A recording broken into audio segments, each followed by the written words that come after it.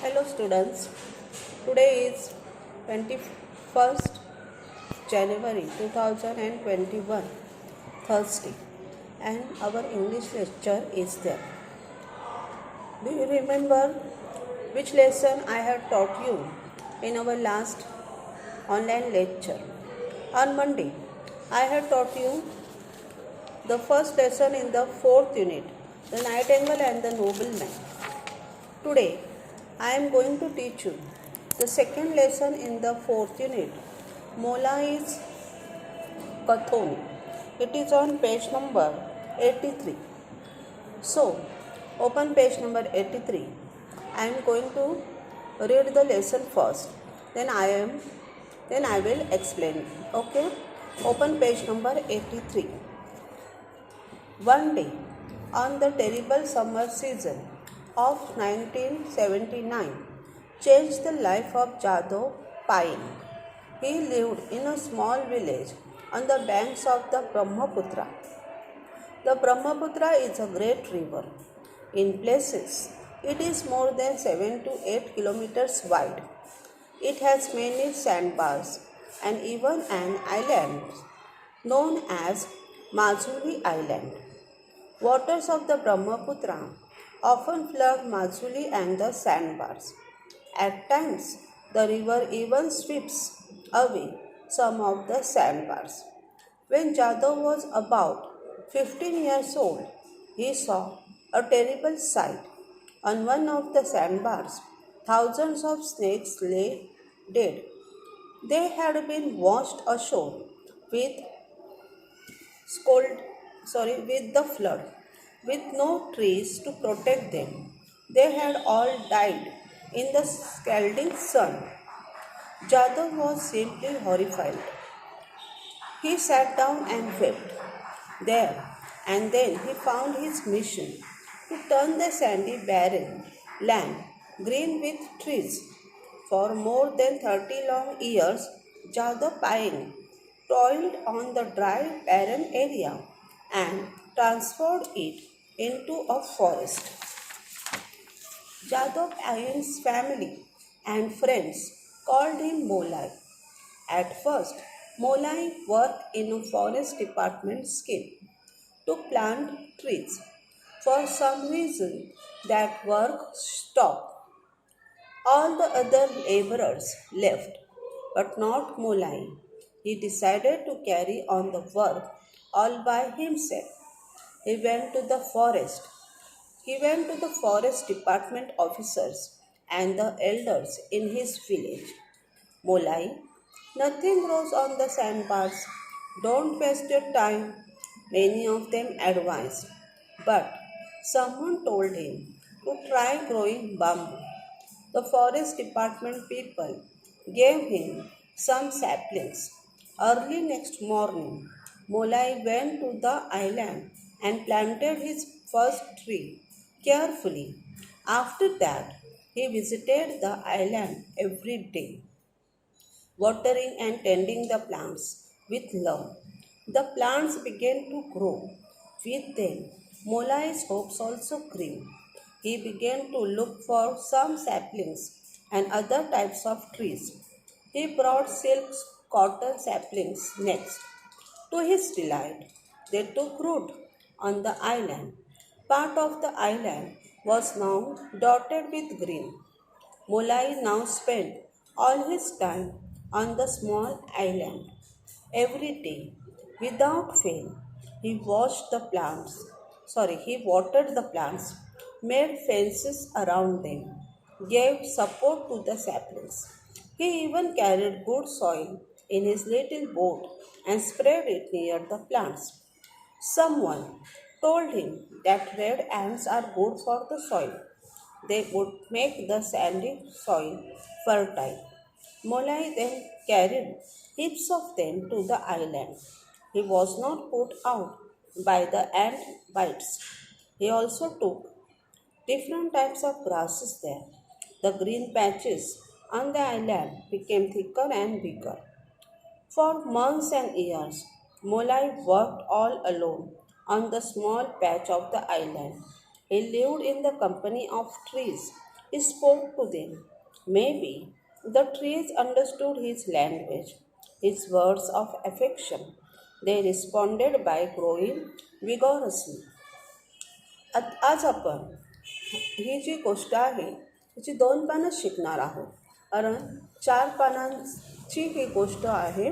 मोठी असल्यामुळे आजच्या तासाला आपण अर्धीच गोष्ट शिकणार आहोत. पेज नंबर 83 आणि 84. ती 2 पानं आत्ताच मी वाचली. आता आपण ह्या गोष्टीचा थोडक्यात या सोप्या इंग्रजीत अर्थ लक्षात घेऊ. कथेचं नाव आहे मोलाईज कथून. मोलाईज कथोनी म्हणजे मोलाईचे जंगल. तो जो मनुष्य तुम्हाला दिसतोय चित्रात तो आहे मोलाई. त्याने जे जंगल उगवलं किंवा जंगलाची निर्मिती केली त्याची ही गोष्ट आपल्याला आज शिकायची आहे. मी वाचत असताना जर तुम्ही लक्षपूर्वक ऐकलं असेल तर थोडीफार गोष्ट तुमच्या लक्षात आली असेल. One day in the terrible summer season of 1979. आता मुलांनो 2021 सुरू आहे. 2001 सुरू व्हायच्या आधी 2000 वर्ष होतं. 2000 वर्ष होतं. त्याच्या आधी 19 हे वर्ष होतं. 1900 पासून सुरुवात झाली. मग 1901, 1902 अशी पूर्ण होत होत 1999 हे साल आलं. त्याच्यानंतर 2000 हे साल आलं. मग 2001 पासून आता 2021. तुमचा जन्म म्हणजे 10 वर्षापूर्वी झाला असेल तर 2011 किंवा 2010मध्ये तुमचा कदाचित जन्म झाला असेल. तर त्याच्या आधी म्हणजे 1979 ह्या वर्षी one day in the terrible summer season of 1979च्या उन्हाळ्यामध्ये, उन्हाळा कसा होता अगदी टेरिबल भयंकर उन्हाळ्यामधली ही गोष्ट आहे. ह्या उन्हाळ्यामध्ये change the life of Jadhav Payeng. Jadhav Payeng जो होता त्याचं आयुष्यच पूर्ण बदलून गेलं. He lived in a small village on the banks of Brahmaputra. Brahmaputra नदी तुम्ही ऐकली असेल, म्हणजे त्या नदीचं नाव ऐकलं असेल. तर ब्रह्मपुत्रा नदीच्या काठावर एक छोटेसे गाव होते आणि त्या गावात तो राहत होता, जाधव पायेंग. ठीक आहे. The Brahmaputra is a great river. तर ब्रह्मपुत्रा ही एक मोठी नदी आहे, पवित्र नदी आहे. In places it is more than 7 to 8 kilometres away. आता ही जी नदी आहे ती काही ठिकाणी जवळजवळ 7 ते 8 किलोमीटर्स वाईड आहे, म्हणजे रुंद आहे. 7 ते 8 किलोमीटर रुंदीला असलेली ही नदी आहे Brahmaputra. It has many sandbars. आता ह्या नदीमध्ये भरपूर सँडबार्स आहेत. सँडबार्स म्हणजे काय तर वाळूचे ढीग. नदीच्या किनारी वाळू असते माहिती आहे तुम्हाला. तर ह्या नदीमध्ये भरपूर वाळूचे ढीग आहेत. नदीच्या काठावर पण आहेत आणि नदीमध्ये पण आहे. And even and island. आणि त्याशिवाय त्या नदीमध्ये एक बेटसुद्धा आहे. बेट म्हणजे काय माहिती आहे तुम्हाला? म्हणजे बेट म्हणजे एक जमीन आणि त्याच्या चारही बाजूने पाणी असते अशी जमीन. तिला आपण आयलँड म्हणतो किंवा बेट. आता it has many sandbars and even and island known as Majuli island. त्या नदीमध्ये भरपूर वाळूचे ढीग आहेत. नदीमध्ये नदीच्या काठावर आणि एक बेटसुद्धा आहे. त्या बेटाला माजुली बेट म्हणून ओळखले जाते. Waters of the Brahmaputra often flood Majuli and the sandbars. आता ह्या नदीच्या काठावर असलेले जे वाळूचे ढीग आहेत किंवा माजुली बेट जे आहे, हे जे बेट किंवा वाळूचे ढीग हे नेहमी ब्रह्मपुत्रा नदीच्या पाण्याने भरून जातात. म्हणजे ब्रह्मपुत्रा नदीचं पाणी त्या वाळूच्या ढिगावरून जातं, त्या बेटावरून सुद्धा जातं. Waters of the Brahmaputra often flood Majuli and the sandbars. At times the river even sweeps away some of the सँडबार्स.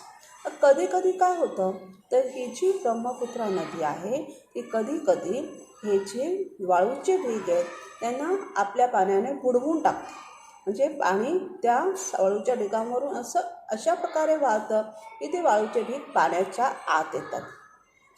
लक्षात आलं? पुढचा परिचय. Wien Jadhav was about 15 years old, he saw a terrible sight. आता हा जो होता जाधव पायन, जो तुम्हाला चित्रात दिसतो, तो जेव्हा 15 वर्षाचा होता तेव्हा त्याने ब्रह्मपुत्रा नदीच्या काठावर एक भयानक दृश्य पाहिले. कोणते होते बरं ते भयानक दृश्य? On one of the sandbars thousands of snakes lay dead. आता नदीच्या किनाऱ्यावर असलेल्या वाळूच्या ढिगाऱ्यावर हजारो स्नेक्स माहिती आहे तुम्हाला, साप. नदी किनारी त्या ब्रह्मपुत्रा नदीच्या किनारी असलेल्या एका वाळूच्या ढिगावर भरपूर साप मरून पडले होते. हजारो साप मरून पडले होते. They had been washed ashore with the flood. आता काय झाले असेल? कदाचित त्या जाधव पायनच्या मनात विचार आला की पाण्याच्या प्रवाहाबरोबर ते वाहून गेले. वाळू होती नदीच्या किनारी, वाळूचे ढीग होते आणि तुम्हाला माहीत आहे की साप जे असतात ते वाळूच्या आत राहतात. मग आता पाण्याचा प्रवाह, ब्रह्मपुत्रा नदीच्या पाण्याचा प्रवाह त्या वाळूच्या ढिगाऱ्यावरून गेल्यामुळे त्या वाळूत असलेले जे साप आहेत ते वाहून गेले त्या पाण्यासोबत. They had been washed ashore with the flood. आलं लक्षात? With no trees to protect them. आता हे साप पाण्याच्या प्रवाहाबरोबर वाळूतून वाहून गेले आणि त्या नदी किनारी झाडे नसल्यामुळे, झाडांची त्यांना सावली न मिळाल्यामुळे दे हॅड ऑल डाईड. त्या तळपत्या उन्हाळ्यामध्ये हे सगळे साप मरून गेले. ते राहत होते वाळूच्या आत, ठीक आहे, पण पाण्यामुळे, नदीच्या पाण्याच्या प्रवाहामुळे वाळूतून ते वाहिले गेले आणि नदी किनारे पसरले आणि तळपत्या उन्हामुळे किंवा तिथे झाडे नसल्यामुळे, त्यांना सावली न मिळाल्यामुळे ते सगळे साप मरून गेले. With no trees to protect them they had all died in the scalding sun. आणि तळपत्या सूर्यप्रकाशात ते मरून गेले. Jadav was simply horrified. आता हा जो जाधव पायन होता तो 15 वर्षाचा छोटासा मुलगा होता.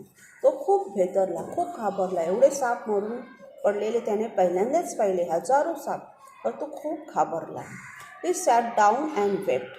तो तिथेच खाली बसला मातीत आणि तो खूप रडला, कारण साप किंवा इतर प्राणी, पक्षी हे सगळे आपले नैसर्गिक साधन संपत्ती आहेत. असे हजारो साप एका वेळेस मरून पडल्यामुळे नैसर्गिक साधन संपत्ती आपली कमी होते. त्यामुळे आणि जाधव पायनला खूप वाईट वाटले आणि तो खूप वेळ रडत बसला. And then he found his mission. खूप रडल्यानंतर तिथेच त्या नदी किनारीच त्याला त्याचं ध्येय सापडलं, त्याचं मिशन सापडलं.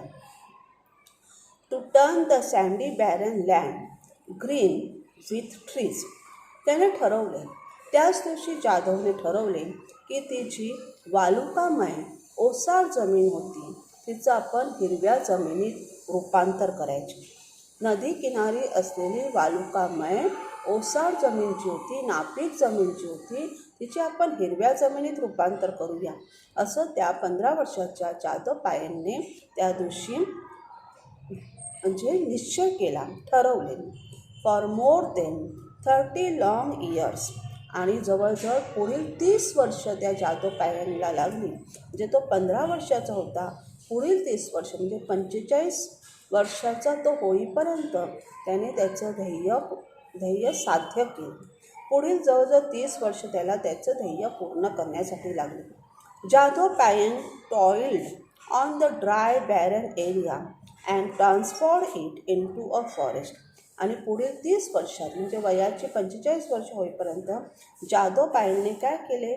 खूप काबाड कष्ट केले आणि त्या कोरड्या शुष्क जमिनीचे रूपांतर एका चांगल्या जंगलामध्ये केले. म्हणजे जी वालुकामय जमीन होती, कोरडी शुष्क होती, नापीक होती, याने काबाड कष्ट करून तिथे हिरवळ निर्माण केली, झाडे लावली, रोपे लावली आणि ती रोपे वाढून त्यांची झाडे झाली आणि ब्रह्मपुत्रा नदीचा जो किनारा आहे तो हिरवा असा जंगलाने पूर्ण भरून गेला. पुढील पेज काढा. Jadav Payeng's family and friends called him Molai. तर जादव पायंगचे जे कुटुंब होते, कुटुंबातील सदस्य होते आणि त्याचे मित्रमंडळी जी होती, मित्रमैत्रिणी ज्या होत्या, जादव पायंगचे कुटुंबातील माणसे आणि त्याचे मित्र त्याला सर्वजण मोलाई म्हणत. At first Molai work in a forest department scheme. सुरुवातीला मोलाई हा जो होता जादव पायंग, म्हणजे त्यालाच मोलाई म्हणत असत ना, तो सुरुवातीला वन खात्याच्या झाडे लावण्याच्या योजनेत कामाला होता. वन खात्याच्या झाडे लावण्याच्या योजनेत तो कामाला होता. At first Molai worked in a forest department scheme to plant trees. For some reason that work stop. पण काही कारणानिमित्त ते वन खात्याचे झाडे लावण्याचं जे काम होतं ते बंद पडलं. All other labourers left. आणि वन खात्याचे झाडे लावण्याचे काम बंद पडल्यामुळे सगळे जे कामगार आहेत ते गाव सोडून दुसऱ्या गावी रोजगारनिमित्त जाऊ लागले. But not Molai. परंतु मोलाई मात्र त्यांच्यासोबत गेला नाही. He decided to carry on the work all by himself. त्याने ठरवले होते की आपल्याला ब्रह्मपुत्रा नदीचा जो काठ आहे तो हिरवा करायचा आहे. हिरवा करायचं म्हणजे ते हिरवा रंग मारायचा नाही आहे, ते झाडे उगवायचे. आणि आता जरी सगळे कामगार सोडून गेले असतील गाव, तरी मी एकटा ते काम पूर्ण करणार आहे असं त्याने ठरवले. He went to the forest department officers and the elders in his village. तो नंतर वनखात्याच्या अधिकाऱ्यांना भेटला. त्याच्या गावातील म्हणजे जी वयस्कर मंडळी होती त्यांना भेटला. Molai, nothing grows on the sandbars. Don't waste your time. Many of them advised. आता त्या वनखात्यातील बरेचसे अधिकारी, गावातले बरेचसे वयस्कर मंडळी यांनी त्याला सल्ला दिला की मोलाई, ती जी जमीन आहे ब्रह्मपुत्रा नदीच्या काठावरची जी जमीन आहे ती नापीक आहे, तिथे वाळूचे ढीग आहे, तर तिथे काहीही उगवू शकत नाही. त्यामुळे तो तुझा बहुमूल्य वेळ वाया घालवू नकोस असं त्याला खूप जणांनी सल्ला दिला. But someone told him to try growing bamboo. परंतु कोणीतरी त्याला सांगितले की तिथे कदाचित बांबूची लागवड होऊ शकते. बांबू माहिती आहे तुम्हाला, लाकूड. बांबूची लागवड केली तर ती झाडे वाढू शकतात बांबूची. The forest department people gave him some saplings. आता त्या वनखात्यातील काही लोकांनी त्याला बांबूची काही रोपटी दिली. Early next morning Molai went to the island and planted his first tree carefully. दुसऱ्या दिवशी सकाळी लवकर तो त्या बेटावर गेला. त्या ब्रह्मपुत्रा नदीच्या काठावर असलेल्या बेटावर गेला, माजुली बेट. आणि तिथे त्याने त्याचे पहिले झाड किंवा पहिले रोपटे अगदी काळजीपूर्वक लावले. After that he visited the island every day. त्यानंतर तो दररोज त्या बेटाला, ते जे बेट होतं माजुली बेट, तिथे तो दररोज जायचा. Watering and tending the plants with love. तिथे जाऊन तो जी रोपे लावलेली होती त्याला तो पाणी घालायचा, त्यांना प्रेमाने त्यांची जोपासना करायचा, खत घालायचा. The plants began to grow. आणि हळूहळू त्या रोपांची वाढ होऊ लागली. With them Molai's hopes also grew. आणि रोपांची वाढ होत असताना मोलाईची जी अपेक्षा होती ती सुद्धा वाढू लागली.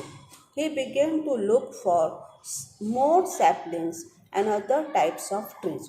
आणि जसजशी रोपे वाढत होती तसतसं मोलाई अधिकाधिक रोपांचा शोध घेऊ लागला. वेगवेगळ्या प्रकारची झाडे लावण्याच्या तो प्रयत्नात होता. ही ब्रॉड सिल्क कॉटन सॅपलिंग्स नेक्स्ट. ती बांबूची रोपे वाढल्यानंतर त्याने पुढे शेवरीच्या झाडांची रोपे आणली. सिल्क कॉटन म्हणजे शेवरीच्या झाडांची रोपे त्याने पुढे आणली आणि तिथे त्या बेटावर लावली. टू हिज डिलाईट दे टूक रूट ऑन द आयलँड. आणि त्याच्यासाठी आनंदाची गोष्ट अशी होती की ती जी शेवरीच्या झाडांची रोपे होती ती त्या बेटावर मूळ धरू लागली, म्हणजे ती रोपेसुद्धा तिथे वाढू लागली. Part of the island was now dotted with green.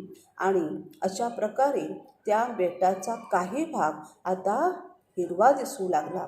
काही भागावर तिथे बांबूची रोपे वाढत होती आणि शेवरीच्या झाडांची रोपे वाढत होती. बेटाचा अर्धा भाग आता हिरवळीने भरला होता. Molai now spend all his time on the small island. आता मोलाई त्याचा सगळा वेळ, म्हणजे सकाळपासून रात्रीपर्यंत सगळा वेळ त्या छोट्याशा बेटावर घालवू लागला. एव्हरी डे विदाउट फेल, दररोज न विसरता न चुकता ही वॉटर द प्लांट्स. तो रोपांना पाणी घालायचा, बांबूच्या रोपांना आणि शेवरीच्या झाडांच्या रोपांना. Made fences around them. आणि त्या रोपांच्या भोवती तो कुंपण तयार करायचं, जेणेकरून रोपे व्यवस्थित वाढली पाहिजे. प्रत्येक रोपाच्या भोवती त्याने कुंपण तयार केले होते. Gave support to the sapling. त्या रोपांना तो सपोर्ट द्यायचा, आधार द्यायचा, लाकडांचा आधार द्यायचा, जेणेकरून रोपे खाली पडू नयेत, व्यवस्थित वाढावी, उंच वाढावीत म्हणून. ही इव्हन कॅरीड गुड सॉईल. आणि त्याने गुड सॉईल म्हणजे सुपीक मातीसुद्धा कुठून तरी आणली. इन हिज लिटिल बोट. त्याची एक छोटीशी बोट होती, होडी होती. आपल्या होडीत त्याने ती भरपूर अशी सुपीक माती आणली. And spread it near the plants. आणि ती सुपीक माती त्याने त्या रोपांच्या आजूबाजूने पसरवली, जेणेकरून रोपांची चांगली वाढ व्हावी. Someone told him that red ants are good for the soil. तर कोणीतरी त्याला सांगितले की लाल मुंग्या असतात ना, ज्या आपल्याला चावल्या की खूप आग होते, त्या लाल मुंग्या मातीसाठी चांगल्या असतात, असे कोणीतरी त्याला सांगितले. दे wood make the sandy soil fertile. आता ह्या लाल मुंग्या काय करतात, त्या वालुकामय मातीला म्हणजे वाळूला सुपीक बनवतात. लाल मुंग्या वाळूला सुपीक बनवतात. लाल मुंग्या चांगल्या असतात रोपांसाठी, असे त्याला कोणीतरी सांगितले मोलाईला. Molai then carried heaps of them to the island. आता मोलाईने काय केले, लाल मुंग्यांचे ढीकच्या ढीक त्या बेटावर आणले. He was not put out by the ants bites. पण त्या मुंग्या त्याला चावतील, त्रास होईल याचा त्याने अजिबात विचार केला नाही. या मुंग्याच्या चावाने तो अजिबात त्रस्त झाला नाही. ही ऑल्सो टूक डिफरंट टाईप्स ऑफ ग्रासेस द्या. त्याचप्रमाणे वेगवेगळ्या प्रकारचे गवत आणून त्याने तिथे लावले त्या बेटावर. The green patches on the island became thicker and bigger. आणि हळूहळू त्या माजोली बेटावरची हिरवळ जी आहे किंवा हिरवे पट्टे जे आहेत, हिरवे पट्टे म्हणजे गवत, रोपांनी वाढले रोप लावले, त्याने लावलेली रोपे, त्याने लावलेले गवत, हा जो हिरवळ होता, ही जी हिरवळ होती ती हळूहळू अधिक दाट आणि अधिक मोठी दिसू लागली. रोपे वाढू लागली आणि हिरवळ अधिक दाट दिसू लागली. आधी काही भागात हिरवळ दिसत होती, हळूहळू पूर्ण बेट ते हिरवळीने भरून गेले. For months and years Molai work all alone on the small patch of the island. आणि अशा प्रकारे अनेक महिने, अनेक वर्षे, सुरुवातीला सांगितले ना, तो 15 वर्षाचा असताना त्याने सुरुवात केली. पुढे 30 वर्षे म्हणजे 45 वय त्याचं होईपर्यंत तो त्या बेटावर काम करत होता. म्हणजे भरपूर महिने, भरपूर वर्षे मोलाई एकटा त्या छोट्याशा बेटावर काम करत होता, दिवस रात्र. He lived in the company of trees. तिथे तो दिवसभर झाडांच्या संगतीत, झाडांच्या सोबतीत असायचा. He spoke to them. तो झाडांशी बोलायचा. त्याच्यासोबत त्याच्या मदतीला कोणी नसायचे, तर तो झाडांशी बोलायचा. May be the trees understood his language. आणि कदाचित झाडे पण त्याची भाषा समजत होती. His words of affection. याचे प्रेमाचे शब्द, मोलाईचे प्रेमाचे शब्द झाडे पण समजत होती. They responded by growing vigorously. आणि बोलायची भाषा झाडे समजत होती, त्याचे प्रेमाचे शब्द झाडे समजत होती आणि बोलायला झाडे रिस्पॉन्स देत होती. विगॉरसली म्हणजे जोरदारपणे वाढून, झाडे पटापट वाढून बोलायला प्रतिसाद देत होती, असे वाटत होते. आता पहा मुलांनो, पेज नंबर 83 आणि 84 आज मी तुम्हाला शिकवलेलं आहे. तर इथे या दोन्ही पानावर अशा मध्ये तुम्हाला गोलामध्ये काही शब्द लिहिलेले दिसत आहेत. पेज नंबर 83वर पहा, वरती डाव्या बाजूला द ब्रह्मपुत्रा लिहिले ना, म्हणजे ती ब्रह्मपुत्रा नदी वाहते आणि खाली सँडबार्स लिहिले म्हणजे ते आहेत वाळूचे ढीग. खाली बघा, मोलाई तुम्हाला त्या मातीत काम करताना दिसतोय, रोपे लावताना दिसतोय. तिथे त्याने काही असे बॅनर्स तयार करून लावले होते. Without trees we will all suffer and die, म्हणजे झाडांशिवाय आपण सर्वजण त्रस्त होऊ, झाडांशिवाय आपल्या सर्वांना त्रास होईल आणि आपण मरून जाऊ, आपल्याला दुःख होईल. का? तर झाडामुळे आपल्याला ऑक्सिजन मिळतो, जो आपण श्वसनासाठी वापरतो. पेज नंबर 84वर पहा, वरती I will go on planting trees till there is life in my body. मोलाईने प्रत्येक झाडाजवळ असा मेसेज लिहून ठेवला होता. I will go on planting trees म्हणजे मी रोपांची मी काय करत जाईल, प्लांट करत जाईल, म्हणजे मी रोपे लावत जाईल, झाडे लावत जाईल.